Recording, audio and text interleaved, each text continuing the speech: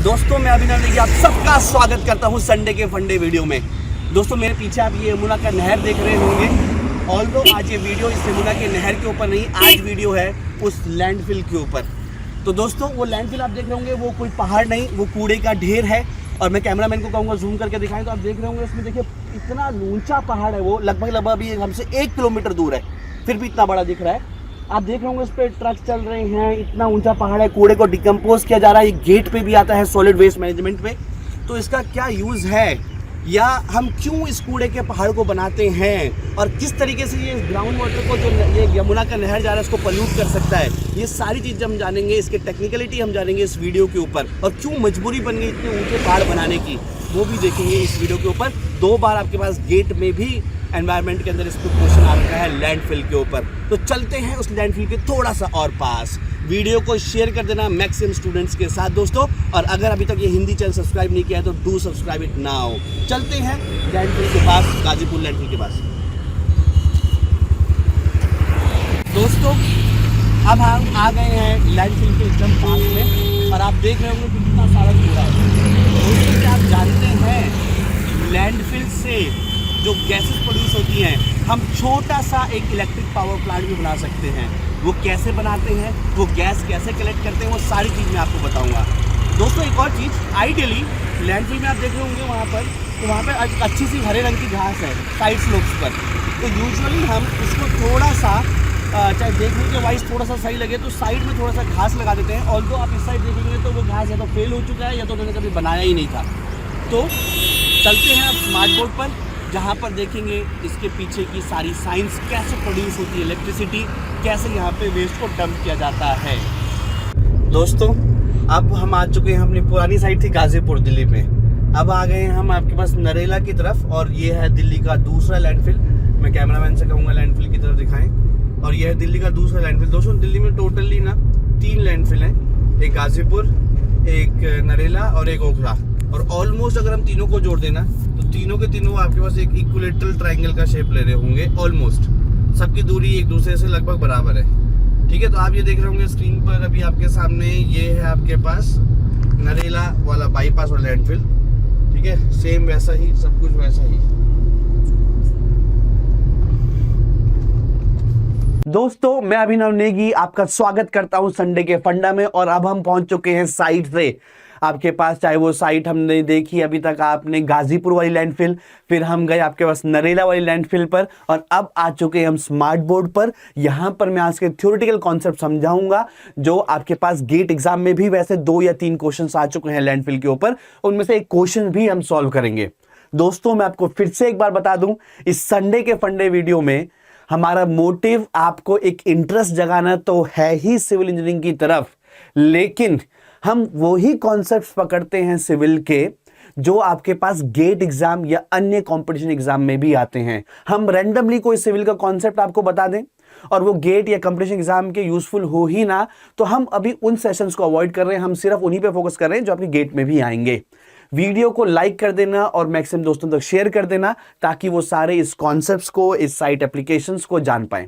दोस्तों यदि आप में से चैनल में कोई नया है और पहली बार मेरे को देख रहा है तो मैं बता दूं, मेरा नाम है अभिनव नेगी, आईआईटी दिल्ली से एमटेक किया है, ठीक है। Got all India rank 164। लेकिन ये सब कुछ इतना इंपॉर्टेंट नहीं है, मायने रखता है कि जो मैं पढ़ा रहा हूं आपको, चाहे वो टेक्निकल सब्जेक्ट्स हैं या आपके पास प्रैक्टिकल इंप्लीकेशंस हैं, एप्लीकेशंस हैं, वो आपको समझ आ रहा है कि नहीं, that is much more important.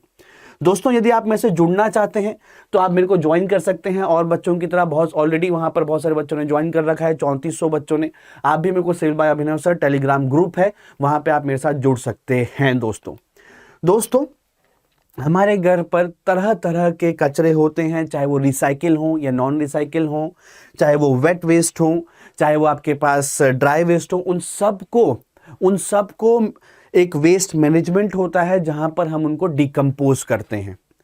तो इस पर्टिकुलर वीडियो में मैं लैंडफिल के बारे में बात करने वाला हूं, और लैंडफिल दिल्ली में, न्यू दिल्ली में 3 जगह पर है आपके पास, ये 1, 2 और 3। एक गाजीपुर में, एक आपके पास रोहिणी की तरफ नरेला बाईपास में, और एक आपके पास है ओखला में, ठीक है। ये 3 लैंडफिल हैं। कूड़े के पहाड़ जब मैं भी बचपन में देखता था तो मेरे को लगता था यार ये क्या है, ठीक है, कि पहाड़ आ गया क्या दिल्ली में, बहुत छोटा सा बच्चा था जिस समय में, लेकिन अब पता चला कि नहीं, वो एक पहाड़ नहीं, वो आपके पास एक कूड़े का डिकम्पोज साइट है, या जहां पे हम कूड़े को डंप करते हैं।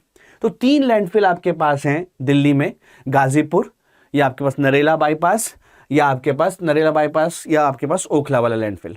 अच्छा, अब सबसे पहले तो ये समझो, ठीक है, ये एरियल व्यू दिखता है, ये आपके पास कूड़े का पहाड़ है, और ये इतना बड़ा होता है कि जब हमको यहाँ पे अब डिकम्पोज करना है तो ऐसे रास्ते होते हैं ट्रक्स के ऊपर आने के लिए, ट्रक्स के ऐसे रास्ते होते हैं ऊपर आने के लिए। ठीक है दोस्तों, ये इतना बड़ा होता है।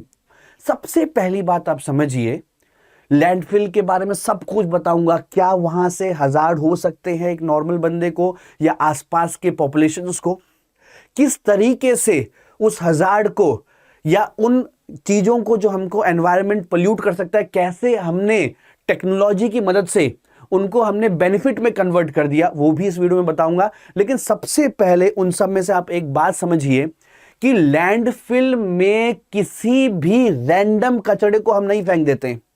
लैंडफिल में सिर्फ उसी कचड़े को हम फेंकते हैं जो रिसाइकिल नहीं हो सकता है। जैसे कि मैं बात करूं कागज के टुकड़े का, पेपर का, न्यूज़पेपर का, ये सारी चीजें ऐसे हैं जो रिसाइकिल की जा सकती हैं, तो इनको कभी भी लैंडफिल में नहीं फेंकेंगे। लैंडफिल में हमेशा उसी को डंप किया जाता है जिसको हम रिसाइकिल कर सकते हैं। दूसरी बात, ये गाजीपुर लैंडफिल है, मेरे घर के पास ही है। ओके, दूसरी बात दोस्तों, हम हमेशा कभी भी घर से या इंडस्ट्री से डायरेक्ट कचरा या वेस्ट हम लैंडफिल में नहीं डालते हैं। ठीक है, पहले आपके पास उसको, कचड़े को एक जगह पे ले जाया जाता है, फिर वहां पे डिस्टिंग्विश किया जाता है और देखा जाता है कि जो रिसाइकिल नहीं है उसी को आप लैंडफिल पे लेके जाते हैं। ठीक है, अब ये लैंडफिल का एक वीडियो मैंने ही बनाया है। ठीक है, इस लैंडफिल के वीडियो पे देख सकते हैं, इतना ह्यूज लैंडफिल है दोस्तों। ये आपके पास मिलियंस ऑफ टन्स ऑफ यहाँ पर आपके पास गार्बेज को डिकम्पोज किया जाता है, डंप किया जाता है। ऐसे ट्रक्स होते हैं ऊपर जाने के लिए। सर ट्रक्स क्यों है ऊपर जाने के लिए? क्योंकि दोस्तों इतना ह्यूज है कि हम सबको नीचे फेंकते रहेंगे तो बहुत एरिया कवर कर लेगा, तो हाइट बढ़ाने के लिए उसके, ताकि हम सेम एरिया पे मैक्सिमम वॉल्यूम ऑफ वेस्ट को डंप कर पाए, तो ऐसे रास्ते होते हैं आपके पास ट्रक्स में ऊपर जाने के लिए। अच्छा, अब आपके पास ऐसे ट्रक उसके ऊपर जा रहा है, लेकिन इसे हजार्ड क्या हो सकता है दोस्तों हजार्ड भी बताऊंगा, क्या क्या गैस यहाँ पे फॉर्म होती है वो भी बताऊंगा। उससे पहले मैं आपको एक और चीज बता दूं दोस्तों, कि हम जब कूड़ा वहां फेंकते हैं, हम सब ने या आप में से किसी ने लैंडफिल देखा होगा, तो हमने कूड़ा फेंक दिया है ना। हमको लगता है कूड़ा फेंक दिया, अगले दिन फिर आए, फिर कूड़ा फेंक दिया, अगले दिन फिर आए, फिर कूड़ा फेंक दिया, अगले दिन फिर आए, फिर कूड़ा फेंक दिया। लेकिन इतना आसान नहीं है।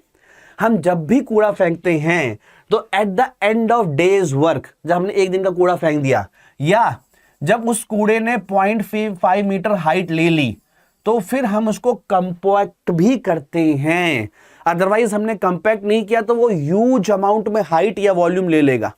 तो आफ्टर एवरी 0.5 मीटर ऑफ, जब उसने हाइट अटेन कर लेता है, तो हम उसको आपके पास कॉम्पैक्ट भी करते हैं विद प्रॉपर वाइब्रेटरी कॉम्पैक्टर्स। ठीक है, हम ऐसे हम डालते रहे तो वो ह्यूज अमाउंट ऑफ वॉल्यूम ले लेगा, तो कॉम्पैक्ट भी करना है। अदरवाइज तो फिर दिल्ली में भी 3 है, अदरवाइज कॉम्पैक्ट नहीं कर रहे होते तो पता चलता कि दिल्ली में 15 ऐसे लैंडफिल होते। ठीक है, अब सुनो थोड़ा टेक्निकल बात, जहां से आपके पास गेट में क्वेश्चन आ सकता है, थ्योरेटिकल कंसेप्चुअल क्वेश्चन, या इंट्रो में चीजें पूछ सकते हैं। दोस्तों, इस लैंडफिल में जब हमने कूड़ा फेंक दिया, कौन सा वाला कूड़ा? नॉन रिसाइकिल वाला।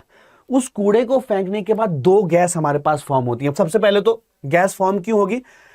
पहले तो हमारे पास एरोबिक रिएक्शन होगा। नया जब लैंडफिल है, जब नया लैंडफिल है तो एरोबिक रिएक्शन होगा आपके पास ऑक्सीजन की प्रेजेंस में।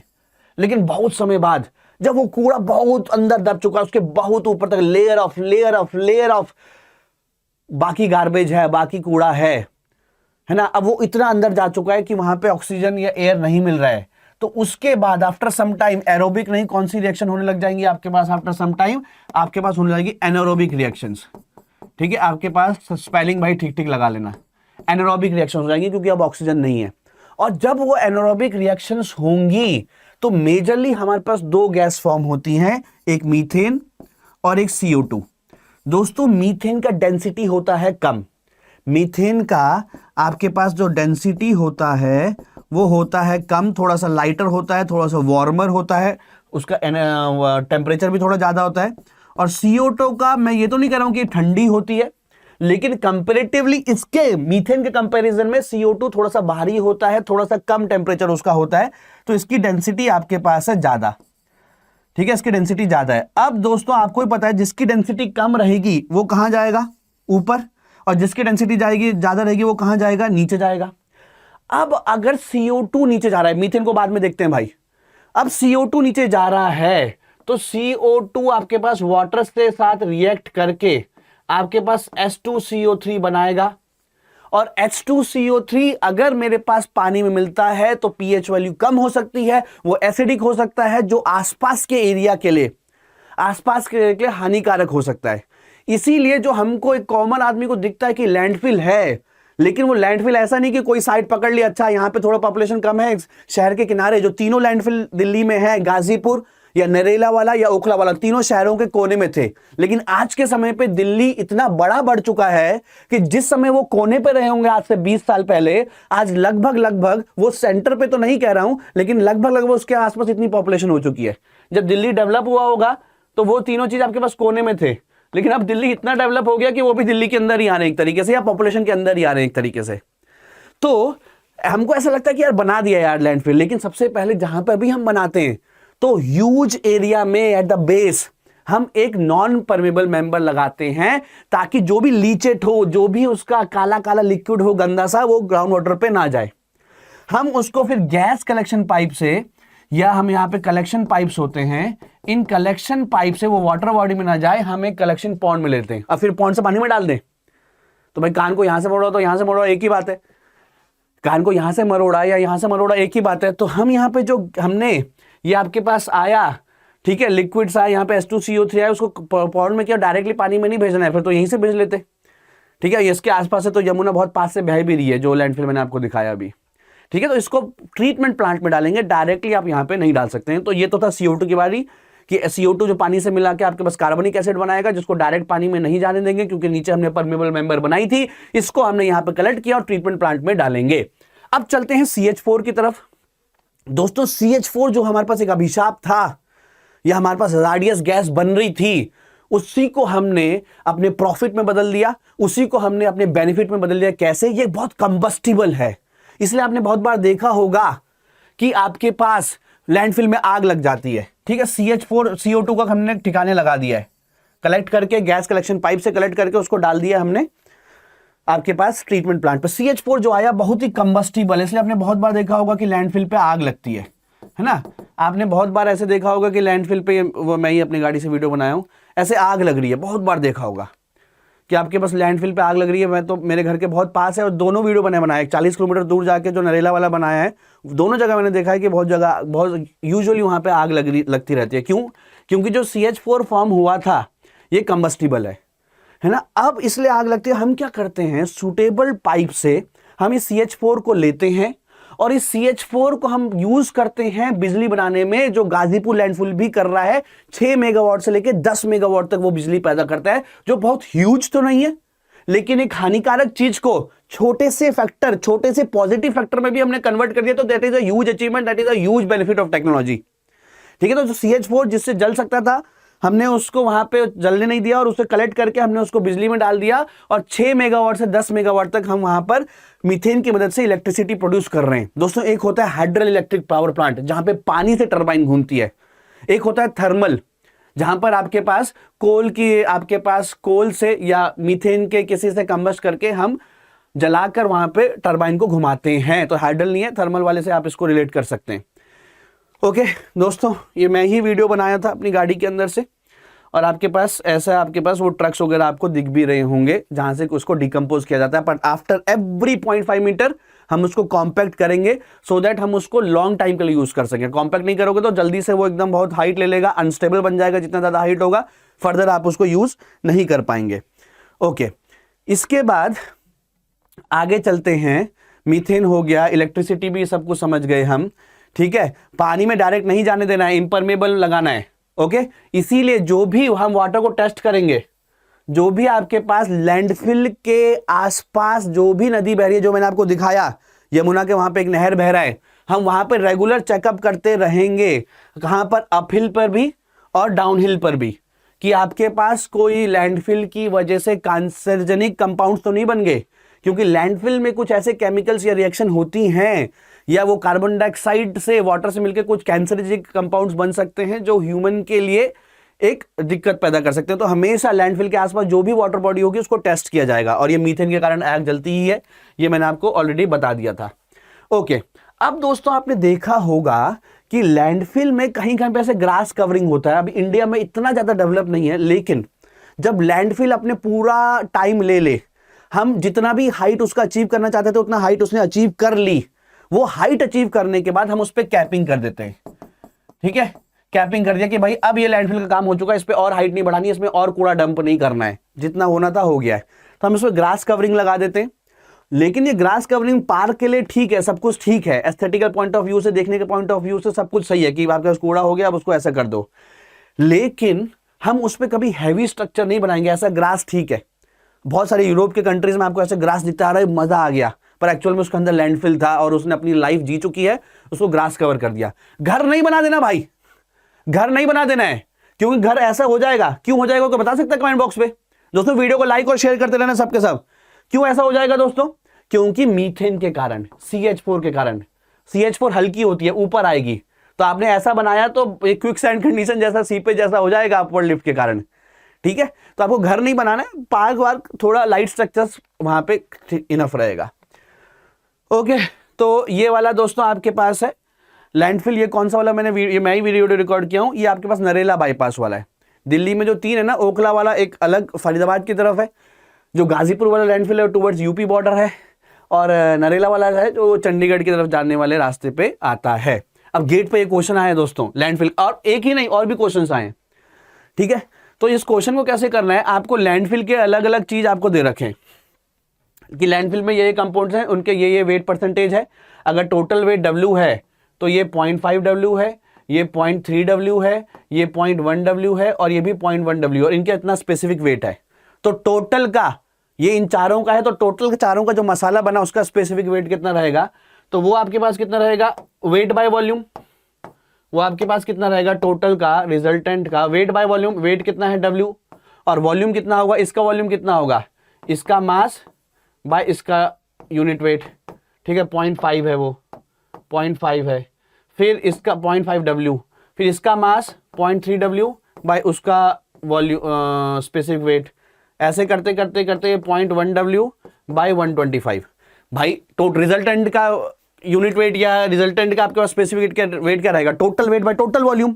तो टोटल वेट W मान लिया, इसका वॉल्यूम कितना था, वेट बाय स्पेसिफिक वेट, उसका वॉल्यूम कितना था, वेट बाय स्पेसिफिक वेट, और ये फाइनल आंसर आपके पास आ जाएगा यहां से 217 kg पर मीटर क्यूब। ठीक है, ऐसे और लैंडफिल पे क्वेश्चंस आए हैं जिनमें लैंडफिल की खासियत बताऊं क्या, कि लैंडफिल के वो बहुत सारे क्वेश्चंस तो एप्टीट्यूड से ही हो जाएंगे। दोस्तों ऐसे और वीडियो करने के लिए आप चैनल को अभी सब्सक्राइब कर लेना, मेरे को ज्वाइन कर सकते हैं आप सिविल बाय अभिनव सर पर, और संडे के फंडा वीडियो को दोस्तों और लोगों को आप बताते रहना कि दोस्तों इस तरीके से इस चैनल पर प्रैक्टिकल एप्लीकेशन के साथ साथ गेट के कॉन्सेप्ट्स, और सुनो वो जो न्यूमेरिकल हमने किया that is not only the GATE concepts. ठीक है, उससे पहले जो हमने किए थे, जो आपको मैं CH4 के बारे में बताया, CO2 के बारे में बताया, कैपिंग के बारे में बताया, वहां से गेट में 1 या 2 मार्क्स पर कंसेप्चुअल थ्योरेटिकल क्वेश्चंस भी आ सकते हैं। उम्मीद करता हूं आपको वीडियो पसंद आई होगी। फिर मिलेंगे जल्द नेक्स्ट वीडियो में, तब तक रखिए आप अपना ध्यान। Thank you guys, take care.